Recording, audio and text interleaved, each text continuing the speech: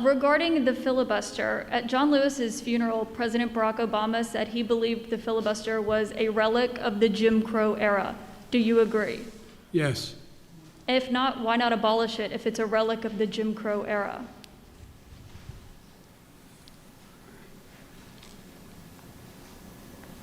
Now, before Mr. Biden answers, I just want to point out there was a young senator from an obscure state, a young senator with a funny name, who at one time gave a robust defense of the filibuster, before he called it a relic of the Jim Crow era. But the American people sent us here to be their voice. They understand that those voices can at times become loud and argumentative, but they also hope that we can disagree without being disagreeable.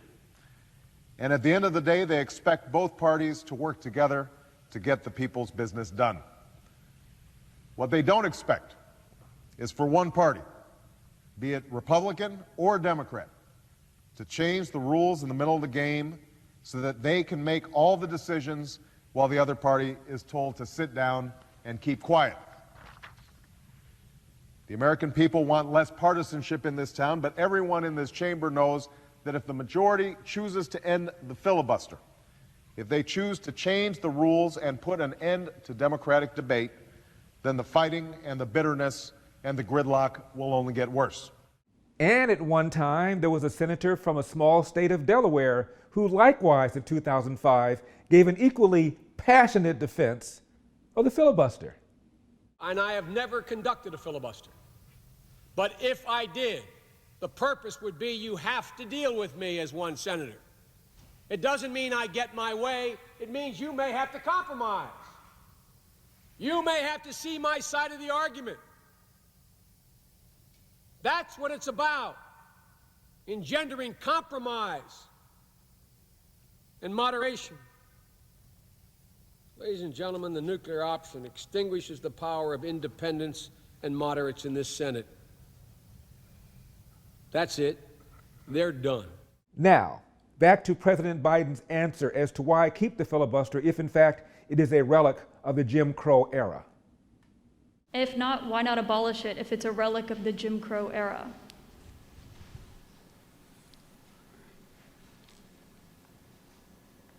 Successful electoral politics is the art of the possible. Let's figure out how we can get this done and move in the direction of significantly changing the abuse of even the filibuster rule first. It's been abused from the time it came into being by an extreme way in the last 20 years. Let's deal with the abuse first. A relic of the Jim Crow era. Roots are racist. You mean like the racist roots of the minimum wage law? Like the racist roots of gun control, both of which are aggressively embraced by today's Democrats? Now, we know that President Biden regularly consults with former President Barack Obama. Here is the former President Barack Obama's current position on the filibuster. Once we pass the John Lewis Voting Rights Act, we should keep marching to make it even better by making sure every American is automatically registered to vote, including former inmates who've earned their second chance. By adding polling places and expanding early voting and making Election Day a national holiday. So if you are somebody who's working in a factory or you're a single mom who's got to go to her job and doesn't get time off, you can still cast your ballot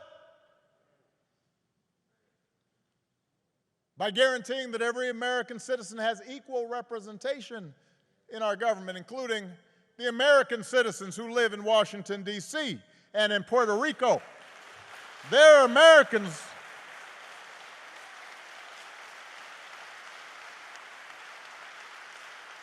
By ending some of the partisan gerrymandering so that all voters have the power to choose their politicians, not the other way around. And if all this takes eliminating the filibuster, another Jim Crow relic in order to secure the God-given rights of every American, then that's what we should do. Recall that when the Democrats were in charge and they changed the rules so that Obama's lower court nominees could get through with a simple majority, they were warned by Mitch McConnell. Senate Minority Leader Mitch McConnell is warning Democrats against discarding the filibuster to push through the president's agenda over Republican opposition. Speaking on the Senate floor today, McConnell threatened to shut down the most routine business in the chamber in retaliation. The Kentucky Republican mocked top Democratic leaders for arguing against the rule, although he defended it when Republicans control the Senate.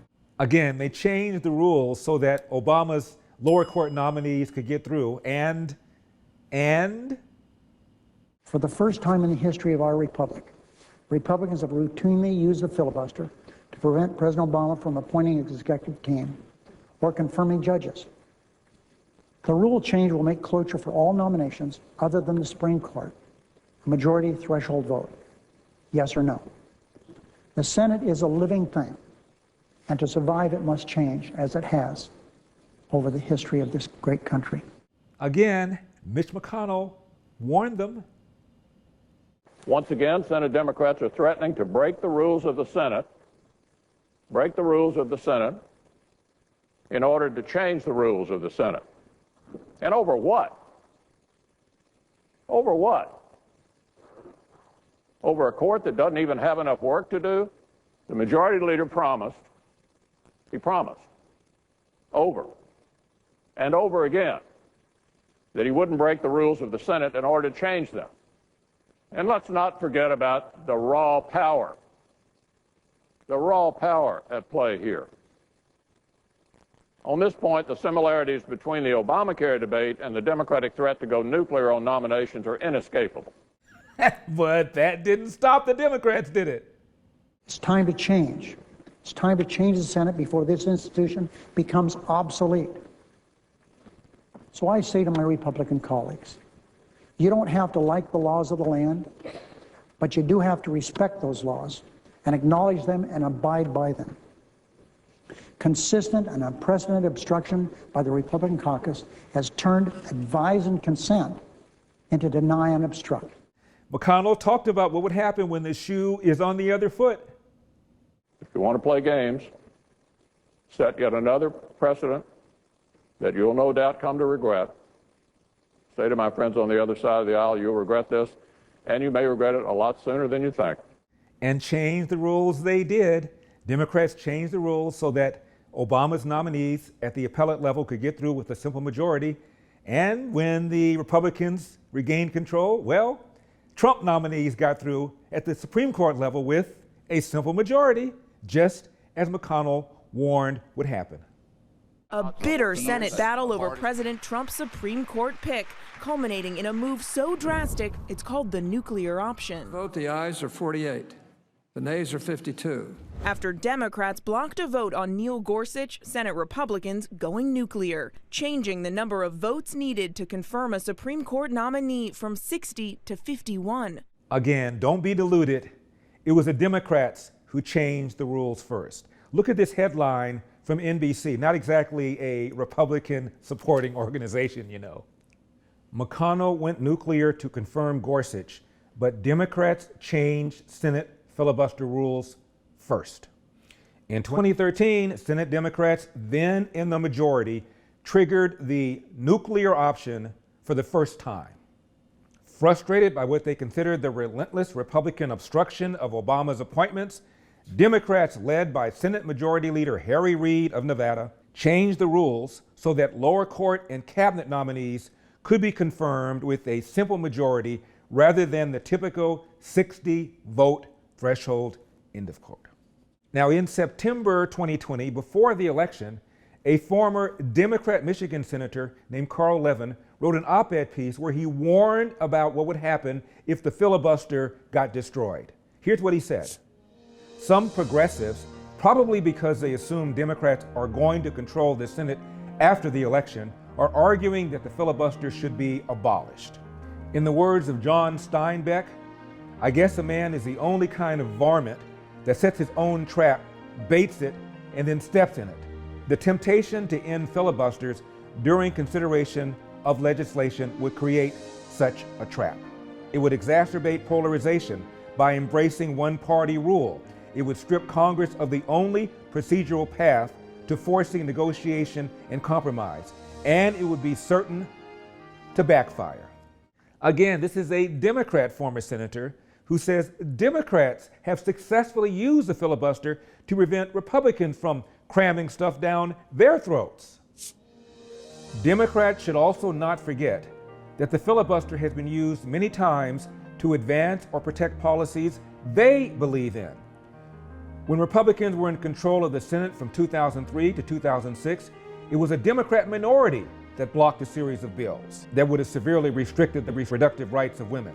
In 2005, Democrats blocked Senator Ted Stevens' effort to use the Defense Appropriations Bill to open ANWR to environmentally damaging oil drilling. 2015, it was used to block Republican legislation to bar funding for Planned Parenthood.